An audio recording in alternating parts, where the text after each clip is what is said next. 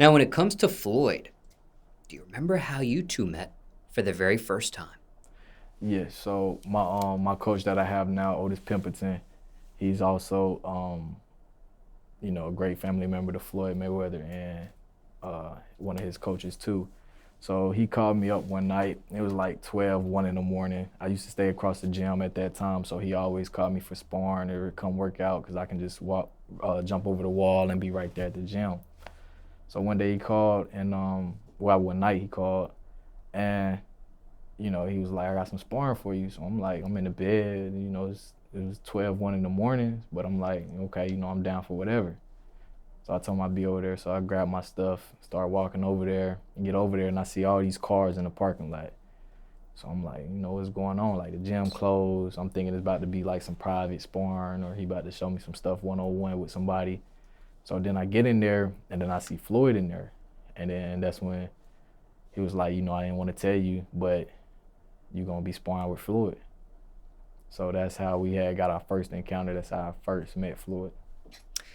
Now, that first instance where you're given these instructions, what was your thinking?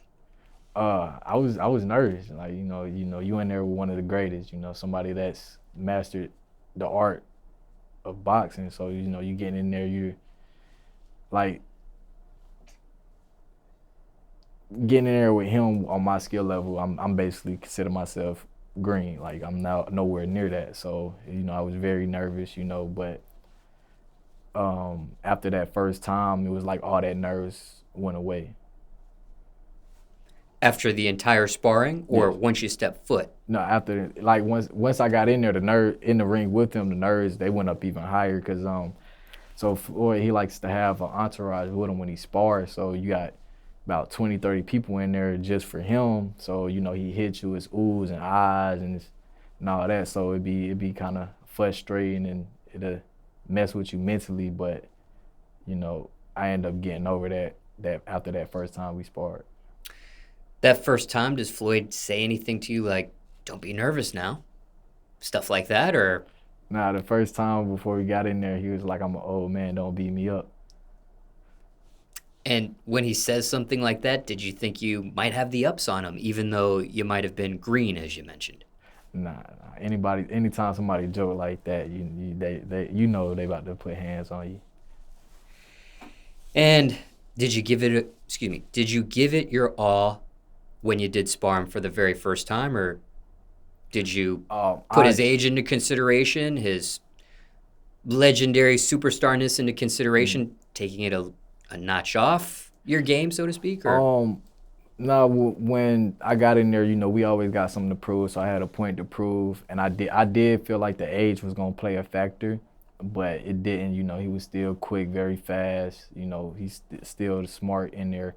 So it really didn't play no factor at all. But I tried my best like for the first couple of rounds, and then after that, he was just he just knew everything. He been around the game so long, he knew everything I was about to do. So it was like it just went his way after that. and how many rounds did that last? I want to say we did 6 to 8.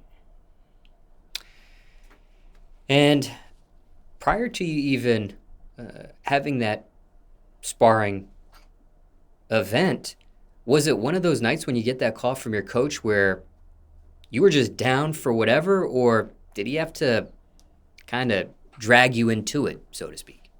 Down for what he already know. Like he can call me anytime. I'm down for whatever. I don't care who it is or what it is. Especially if it's revolving around the gym. You call me like, look, I need you to come do this, dude. If whatever I'm doing, I'm about to come drop it and go in there and spar him. So it wasn't one of those nights where you're like, man, I really don't feel like coming in. I don't want to do this, but F it, I'll do it. And You then feel you Floyd is right there. well with boxing, you always feel like that because you always training, so it's always exhausting every day. So you gonna always feel like that. But we just push through it. And how many times have you had a chance to spar with Floyd at this point?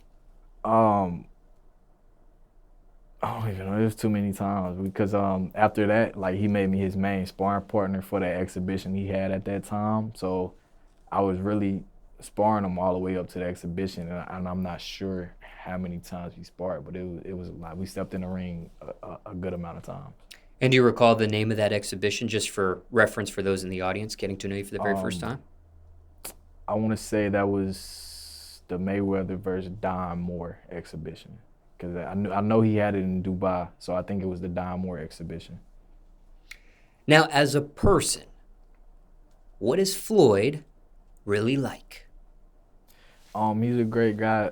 He's amazing. You know, he referred to me as his nephew. You know, he always there for me. I can call him anytime. He'll pick up the phone and be there for me. What's the best advice you received from him, or most important thing you learned being around him so far?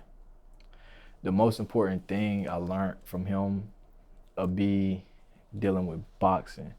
Like, he teaches us a lot of stuff inside of boxing and outside of boxing, but I want to say the most important thing was dealing with boxing, because with me not having that much experience with the amateurs, you know, like every time he talked to me, he'll always point out that I gotta be the smarter fighter when I'm in the ring.